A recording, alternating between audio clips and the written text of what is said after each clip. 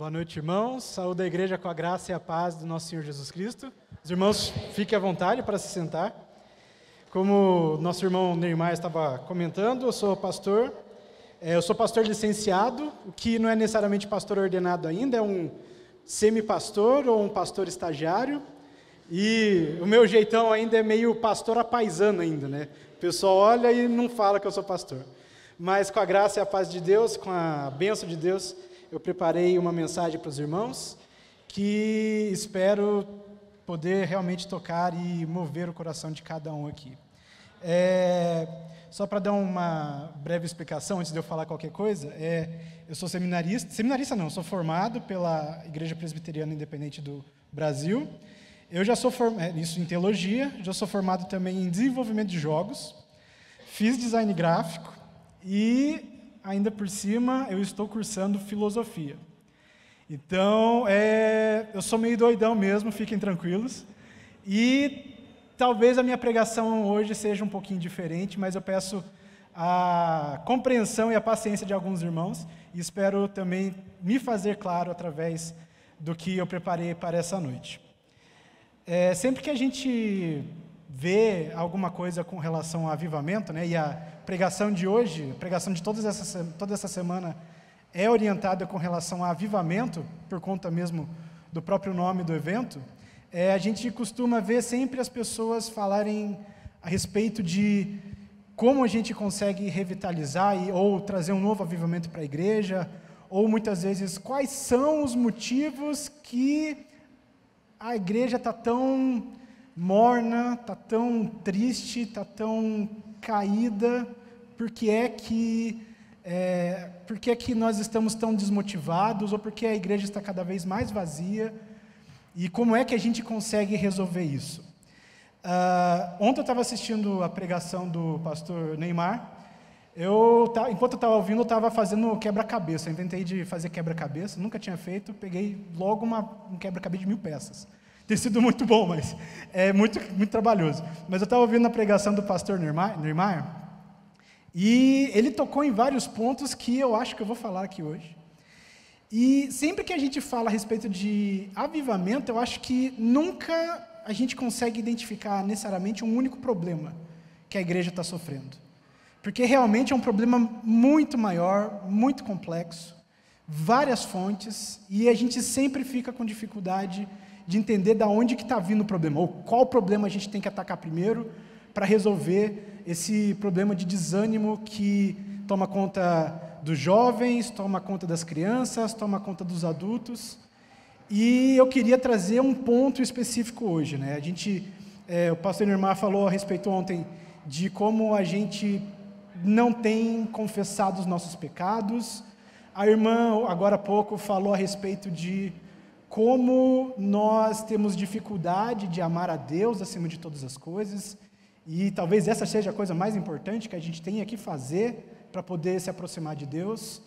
E eu sempre lembro também que, sempre que algum pessoal fala, não, vamos fazer evangelismo, vamos falar de Jesus, e sempre que tem alguém nervoso, sempre acanhado em falar alguma coisa, fazer alguma programação de evangelismo, eu sempre tento trazer, não digo uma palavra de ânimo, mas eu falo para todos, olha, não adianta a gente tentar treinar as pessoas para fazer evangelismo se nós mesmos temos dificuldade, ou mais, a gente não tem relacionamento com Deus, não tem relacionamento com Jesus. Como é que eu vou falar para alguém de uma outra pessoa se eu não conheço ela? Eu não posso falar para ninguém aqui a respeito de alguém que eu não tenho o mínimo conhecimento, que eu não convivo com ela diariamente. Não tem como falar. E muitas vezes o problema do evangelismo, o problema de nós não falarmos de Deus, provavelmente está alinhado com essa questão de nós não termos um relacionamento com Ele. Mas o que eu quero falar hoje é algo que é, talvez, anterior a isso ainda. Por que é que a gente não ama Deus? Por que é que a gente não busca um relacionamento com Ele? Olhando um pouco a situação no mundo inteiro, eu acho que o principal problema, não só da minha geração, dos mais novos, mas da própria igreja em si, é que a gente perdeu o nosso senso de propósito. Ou, em outras palavras, a gente não sabe para o que a gente nasceu, a gente não sabe o significado da nossa vida. A gente não sabe para o que é que nós vivemos. Então, esse é um assunto muito interessante, porque geralmente é um tema que muito... Qual que é o nome que eu coloquei aqui? Coloquei o nome, coisa de filósofo é assim, você tem que ir certeiro na palavra. Pessoal que trabalha com vendas, ou coaches, ou marketing. Um dos temas que o pessoal adora falar, para motivar o pessoal, para motivar quem está ouvindo as palestras dele, é falar, olha, você precisa de um propósito na sua vida, você precisa de um significado. Eles não estão errados. O problema é que eles não veem a solução que realmente tem que ser, como ela realmente tem que ser apresentada. Qualquer vendedor, ele consegue identificar o que a população, o que o povo está, de alguma forma, precisando. Só que nem sempre ele vende aquilo que as pessoas realmente necessitam. Eles veem, eles entendem, mas eles vendem alguma coisa mais ou menos e que não resolve de verdade o seu problema. Então, como é que a gente resolve isso? Como é que a gente entende qual é o problema de verdade? Qual é a profundidade do que a gente está sofrendo hoje? Se a gente pegar um pouco, alguns, na verdade, dos grandes filósofos da humanidade, dos grandes pensadores, uma das coisas mais comuns que eles geralmente falam é a respeito de como a gente não para pensar na finitude da vida. Como a gente não para pensar para onde que a nossa vida está indo. Então, tem um pensador, desse caso russo, Lev Tolstói, provavelmente alguns irmãos devem conhecer. Ele, em seu livro Confissões, ele diz o seguinte, uma paráfrase, ok? Uma pergunta me trouxe à beira do precipício, quando eu tinha 50 anos, e a pergunta é essa: no que vai resultar o que eu faço hoje ou amanhã? No que vai resultar toda a minha vida? Ou, colocando de outra maneira, por que eu deveria viver? Por que eu deveria desejar ou fazer qualquer coisa? Ou ainda, existe algum propósito em minha vida que não será destruído pela inevitável aproximação de minha morte?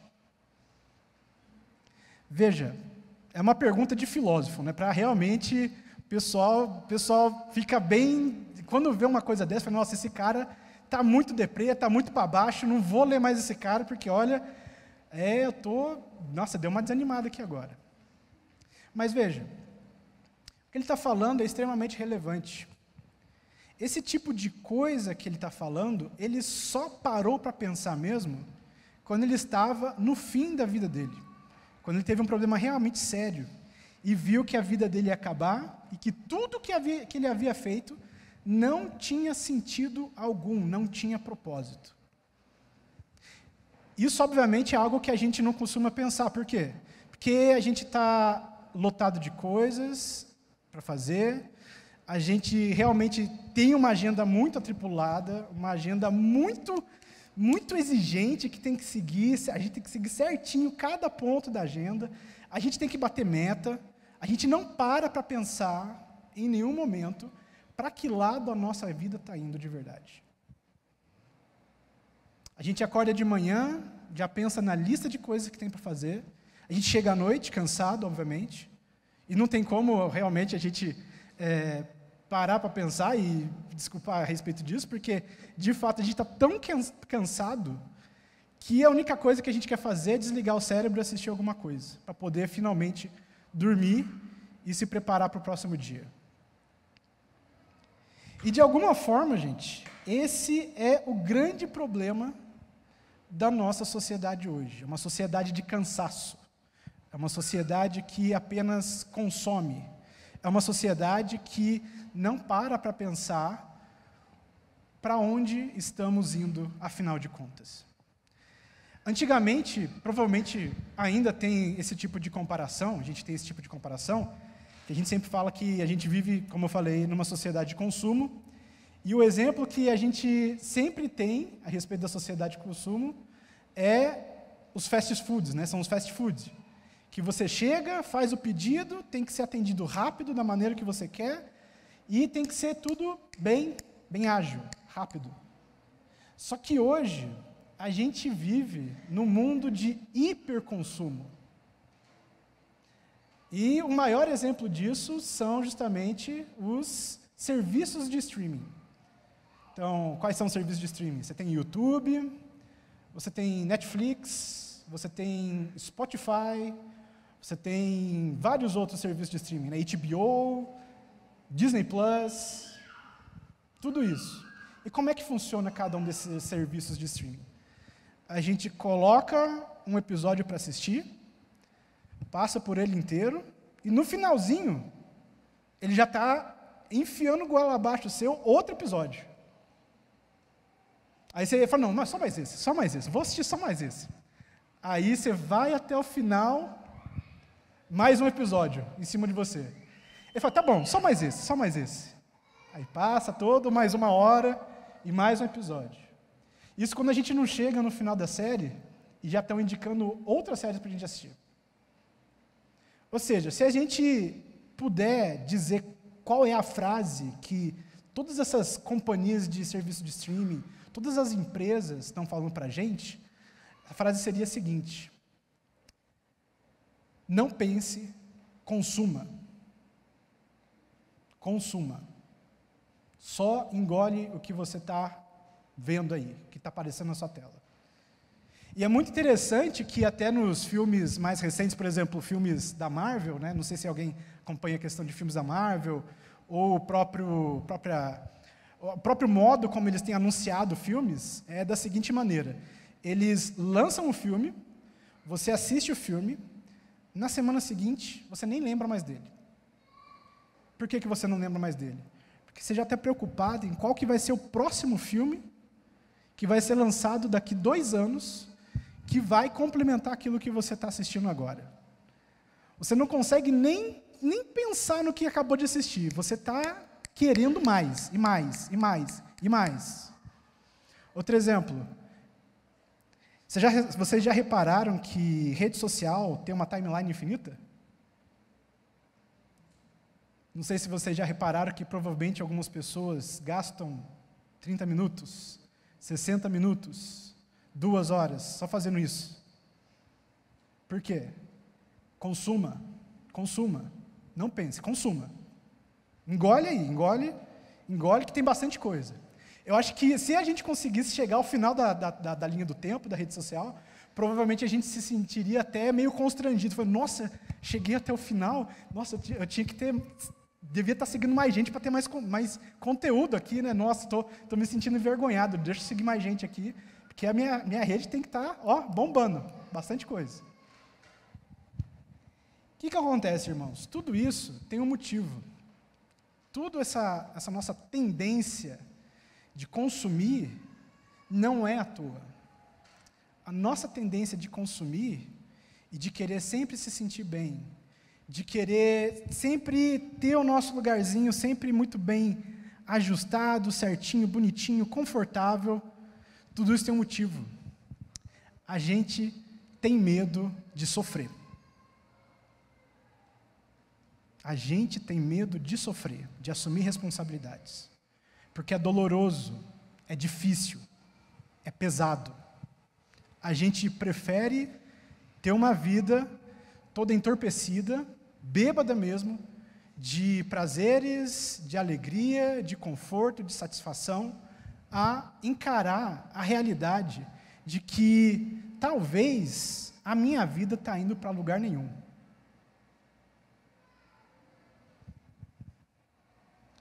Muito bem. Como nós gostamos de viver todos distraídos, sem direção, a Bíblia fala a respeito disso. Esse é um problema muito atual, que a gente está sofrendo mais agora, e um livro de muito tempo atrás, o nosso livro de fé e prática, já falava de algo a respeito desse tipo de coisa, já falava a respeito desse tipo de coisa, e nós geralmente ignoramos. A gente, na verdade, nem dá muito valor, não presta muita atenção. Então, o texto que eu queria trazer para os irmãos é o seguinte, Marcos 8, 34 a 38. Vou dar um tempinho para os irmãos abrirem, se quiserem. É um texto curto, mas se os irmãos quiserem acompanhar, fiquem à vontade. Marcos, capítulo 8, versos 34 a 38.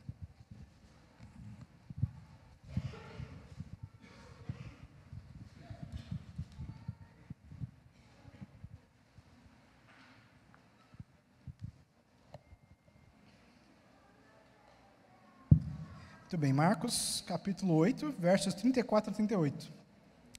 São palavras de Jesus aqui. Então, diz assim o texto. Depois, Jesus chamou a multidão e os discípulos e disse: se alguém quer ser meu seguidor, negue a si mesmo. Tome sua cruz e siga-me. Se tentar se apegar à sua vida, a perderá. Mas, se abrir mão da sua vida por minha causa e por causa das boas novas, a salvará.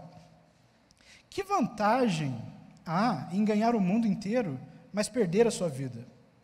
E o que daria o homem em troca de sua vida? Se alguém se envergonhar de mim e da minha mensagem, nessa época de adultério e pecado, o Filho do Homem se envergonhará dele quando vier na glória de seu Pai com os santos anjos. Qual que é a situação aqui? Jesus, ele havia acabado de fazer uma pregação, fez ainda no capítulo de Marcos, mas nos outros também, o milagre da multiplicação de pães e peixes. E aqui, quando ele fala isso, ele está bem ciente de que a maior parte das pessoas, a maior parte da multidão que está seguindo a ele, está lá simplesmente para conseguir as bênçãos que ele oferece.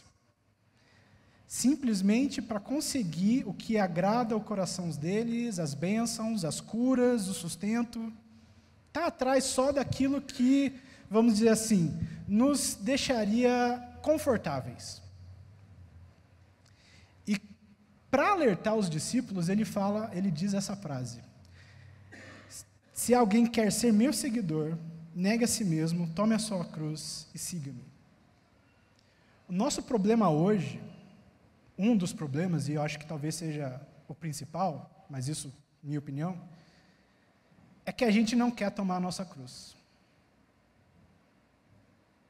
Por isso que a gente não segue a Jesus. Ou por isso que a gente segue meio mais ou menos. A gente está ali só para poder se sentir bem. A gente não quer a responsabilidade de viver como Cristo viveu. A gente não quer o peso de ser discípulo de Cristo. A gente não quer o sofrimento de carregar a nossa cruz. Se somos discípulos de Cristo, a primeira coisa que nós deveríamos fazer é pegar a nossa cruz e seguir o nosso Mestre. Veja, tem um pensador que eu gosto muito, ele é atual, ele chama Jordan Peterson. Ele não é cristão, mas como muitos pensadores hoje em dia, eles estão conseguindo identificar muito problema da nossa sociedade hoje, que a gente não está tendo uma certa dificuldade de enxergar. E um desses problemas é justamente esse, essa crise mundial de falta de propósito e significado, provavelmente por causa de um conforto extremo que a gente tem. E outra é que a gente não quer assumir responsabilidade. Ninguém quer assumir responsabilidade. E para deixar claro, talvez porque a gente tem tanta aversão à cruz, vamos colocar dessa maneira, porque que o nosso eu carnal, nossa carne, tem tanto problema com a cruz, ele fala o seguinte: a história da paixão é a maior tragédia já testemunhada. É a pior coisa possível acontecendo para a pessoa que menos merecia sofrer. Cristo não era somente inocente, mas ele era bom E não apenas bom, mas era a melhor pessoa que poderia existir. E ainda assim, recebeu a pior de todas as punições. A crucificação foi projetada pelos romanos intencionalmente para ser uma terrível tortura. Antes de uma execução, ela era um instrumento de tortura que levava o torturado à morte. Significa, então, a cruz ainda significa que Jesus sofreu pelas mãos de seu próprio povo. O sofrimento de Jesus foi imposto pelo próprio povo de modo intencional, arquitetado por pessoas que queriam que ele sofresse da maneira mais terrível, pelo maior tempo possível. Ainda, além de tudo isso, Jesus tinha toda a consciência do que aconteceria com ele.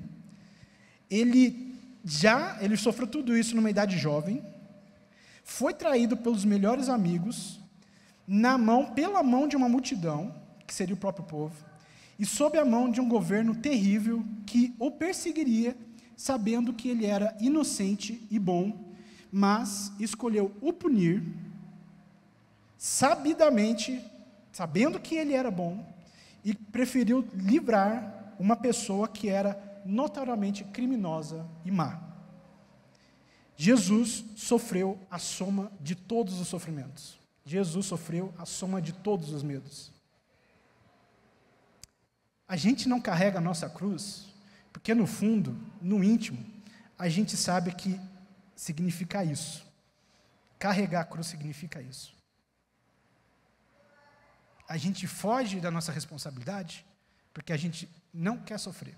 A gente prefere viver no nosso mundinho medíocre, superficial, ficando bêbado com os nossos próprios conteúdos, buscando horas e horas de séries de internet, séries de vídeos, internet, pornografia, de fofocas, horas e horas nas redes sociais, horas e horas planejando como eu quero conquistar aquele tão sonhado emprego que eu busquei a minha vida inteira, pensando como é que eu vou conseguir aquela vaga naquela faculdade que eu sempre quis. Pensando como é que o meu casamento vai ter uma festa e uma cerimônia, olha, de dar inveja de muita gente. E a gente fica pensando no que a gente vai fazer, a próxima coisa que a gente vai fazer, como é que isso vai aquecer o nosso coraçãozinho, como é que a gente vai se sentir bem. No fim das contas, irmãos, a gente está perdido. A gente só vai realmente se achar quando a gente decidir tomar a nossa cruz.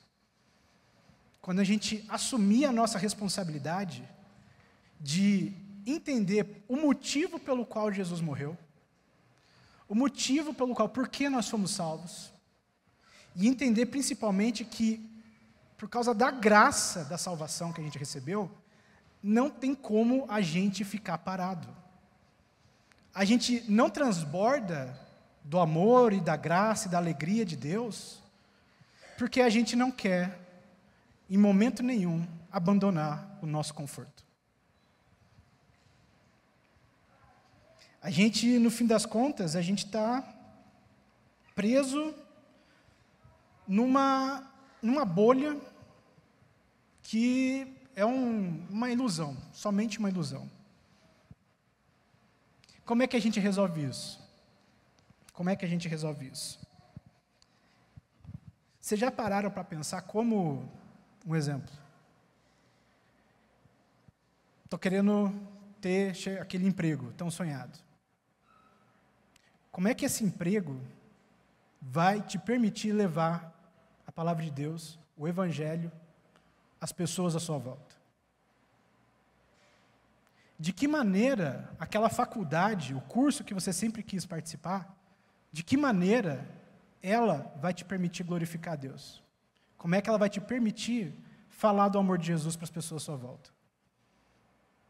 De que maneira a casa que você quer comprar pode servir ao avanço do reino de Deus?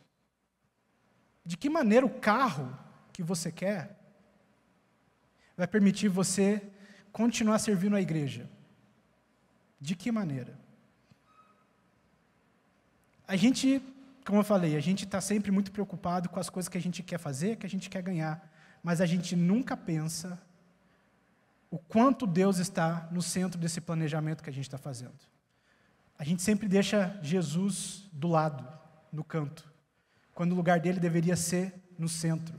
Todas as decisões que a gente deveria tomar deveriam ser sempre baseadas na missão de levar e proclamar o Evangelho. E a gente deixa isso de lado todo o tempo. Eu gostaria de dar uma chamada de atenção ainda, porque provavelmente, não sei se vai ter problema de voltar alguma vez aqui na SDA depois do que eu falar agora, mas ainda assim eu me preocupo muito mais com o coração dos irmãos do que com o que vão achar de mim. Sabe qual é a maior religião desse país, do Ocidente, nesse momento? Política. Essa é a maior paixão e a maior religião que a gente tem hoje. Porque a gente fica depositando esperança em alguém que não vai resolver o nosso problema.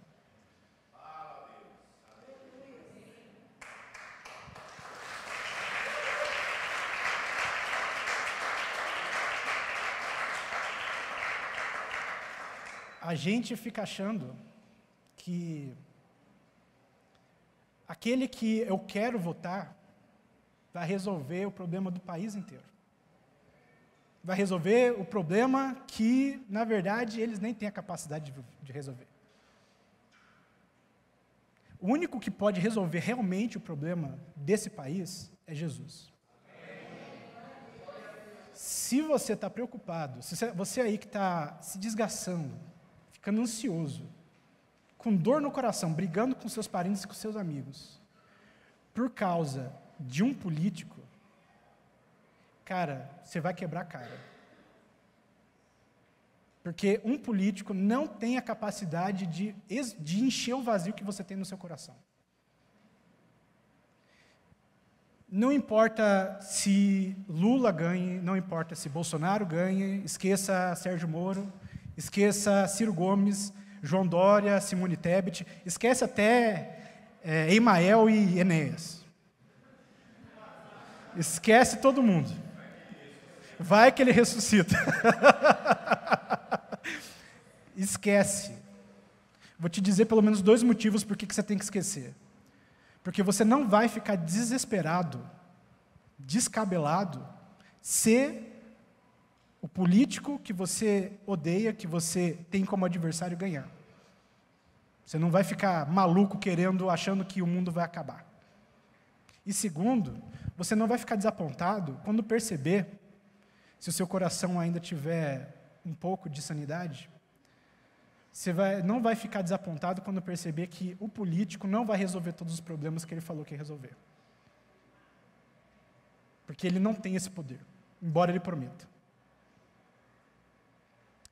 O nosso principal problema hoje é que a gente coloca esperança e expectativa em coisas que a gente até mesmo sofre, como eu estou falando aqui. A gente não carrega a cruz para Cristo, mas a gente carrega a cruz para outras pessoas ou para outros ídolos do nosso coração. No fim das contas, a gente não percebeu que a gente está perdido, como eu falei. A gente está dedicando nossa vida a algo que é vazio e que é sem propósito nenhum, que vai ser esquecido. Tudo vai acabar, tudo vai se tornar pó, até as pessoas mais famosas em algum momento vão ser esquecidas. O único que perdura, que permanece, é Jesus Cristo. É o Evangelho. E o legal de estudar um pouco a história da igreja, falando ainda a respeito do pessoal que está muito preocupado com a eleição. O legal quando a gente estuda a história da igreja, a gente percebe que Deus usa a igreja justamente nos momentos mais difíceis da história da humanidade. Quando Roma foi tomada e totalmente destruída, invadida, quem reergueu Roma? Os cristãos. quando houve terremotos, pandemias, tudo continuou sendo reerguido do meio das cinzas, porque os cristãos, os nossos irmãos na fé, daquela época, entenderam qual é o propósito de vida real deles. Levar o amor de Cristo e o Evangelho para as pessoas que mais necessitavam, naquele momento. A nossa civilização hoje só está de pé, praticamente, porque a igreja atuou de maneira verdadeira, com os olhos no objetivo correto, para que tudo que estava à volta ganhasse nova vida a partir de Jesus Cristo, por causa de Jesus Cristo. Então, veja, uma história interessante. Geralmente o Rio de Janeiro, né, a gente sempre vê as tragédias que acontecem no Rio de Janeiro, toda a dificuldade que o governo do Rio de Janeiro passa, sempre lotado de esquemas de corrupção, algumas vezes até em estado de emergência, calamidade, por causa da própria situação do governo, do Estado, e a ponto de polícia não funcionar direito mais, setor público, administração não funcionar direito mais, nada funcionar tão bem. Mas sabe o que permanece lá no meio do Rio de Janeiro ainda? A igreja. As favelas todas dominadas por traficantes, polícia não consegue descer, traficante não consegue, policial não consegue subir, traficante não consegue descer, mas quem entra no meio da favela ainda é a igreja. Governo, político, nada disso vai salvar o nosso país. O único que pode salvar o nosso país é Jesus, e nós temos que carregar a nossa cruz, entender que nós precisamos assumir nossa responsabilidade e levar o Evangelho. Especialmente porque todo o sofrimento que a gente tiver por causa de Cristo não vai ser em vão. O sofrimento que cada um de nós tem para conseguir aquilo que a gente mais quer, ou para conseguir servir os ídolos que a gente mais tem no nosso coração, tudo isso no final vai virar pó porque não tem sentido, não tem significado. Mas, se servimos a Cristo, carregamos a cruz por Ele, da mesma maneira que Ele carregou a cruz por nós, isso perdura, isso permanece para a eternidade. Porque Jesus ressuscitou, e Deus é que irá vencer no final de tudo isso. Então, você aí, então, para deixar uma coisa mais palpável, você que está planejando seu casamento, comece a pensar, como é que meu casamento pode declarar o Evangelho? Esquece a festa, esquece um monte de foto que vocês têm que gastar para fazer pré-wedding, pós-wedding, esquece a baboseira de chá de revelação, que você gasta um dinheirão para fazer uma festa que não tem sentido. Você gasta um dinheirão para poder, de alguma forma, parecer que sua festa, sua vida está 100%, que você vive uma vida de celebridade. Esquece isso. Como é que o seu casamento, como é que a sua cerimônia de casamento declara o Evangelho? Como é que a sua faculdade, como é que seu curso declara o Evangelho? Como é que a sua casa, o seu carro podem servir ao avanço do reino? A gente precisa aprender a colocar Jesus no centro e parar de deixar Ele para os cantos. A gente tem que parar de tratar Jesus como se fosse o osso da coxinha, da asinha de frango, que a gente deixa no canto do nosso prato, depois que comeu tudo, deixa no lado, e começar a entender que Jesus é o prato principal, é o arroz e feijão nosso de todo dia. A gente precisa entender isso. Quero deixar, então, duas últimas histórias, duas últimas ilustrações para os irmãos. A primeira, eu não gosto muito de falar, mas é mais um testemunho pessoal. Gostaria de chamar aqui você, que provavelmente veio aqui essa noite, meio a contragosto, meio, esse negócio chato lá, eu vou lá porque tem uns amigos, eu vou lá porque eu gosto do pessoal, o louvor é bom. Gostaria de chamar você aqui, que entendeu que esse momento te fez abrir os olhos para entender que a sua vida tem um propósito e um objetivo muito maior. Quando eu era jovem, minha conversão aconteceu quando eu tinha 18 anos. Na verdade, aconteceu no meu dia de aniversário de 18 anos. Foi o presente que eu ganhei de aniversário de maioridade. E foi muito engraçado, porque como foi justamente o dia do meu aniversário, foi um dia que ia ter culto familiar na minha casa. Eu estava irado, porque eu não queria o culto na minha casa. Eu queria ter uma festa com os meus amigos, com a minha família. Mal imaginava eu que naquele culto, minha vida ia ganhar propósito. Eu ia entender naquele dia que o maior objetivo que alguém pode ter é louvar a Deus. É fazer parte da vida de Deus. E para o segundo grupo, que já entregou a vida a Cristo, você que já entregou a vida a Cristo, mas hoje se percebeu distraído, se percebeu mais preocupado com outras coisas que não Cristo. Tem um exemplo de um cara que eu sigo, chama Marcelo Cabral. Ele é diretor de uma instituição que chama ABC2, Associação Brasileira para Cristãos na Ciência. Ele era aluno da Unicamp, estava cursando faculdade de Economia, e ele fazia um projeto de evangelismo dentro da faculdade. Esse projeto de evangelismo, não sei se os irmãos conhecem, a Unicamp é um ambiente altamente acadêmico, e um ambiente que, obviamente, tem muita resistência ao evangelho, naturalmente. Tem muita força ideológica, muita força política lá dentro. Mas ainda assim, durante o curso da faculdade dele, de economia, ele pregava o evangelho lá dentro. Ele conversava com colegas, conhecia gente e falava de Jesus para cada uma das pessoas. Inclusive, tem uma menina que decidiu estudar teologia após ter se convertido lá. E o mais interessante é que ele concluiu a faculdade de economia e logo em seguida ele fez mais um vestibular para a Unicamp, para passar dessa vez na faculdade de filosofia, para continuar pregando o evangelho dentro da Unicamp.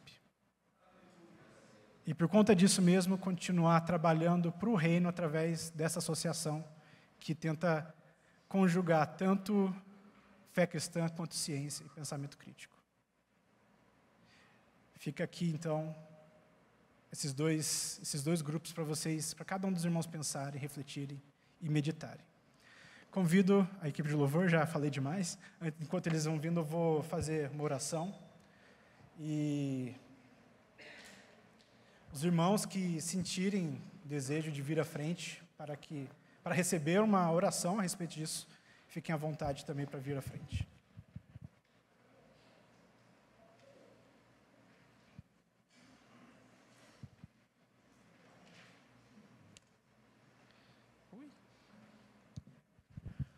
Tudo bem.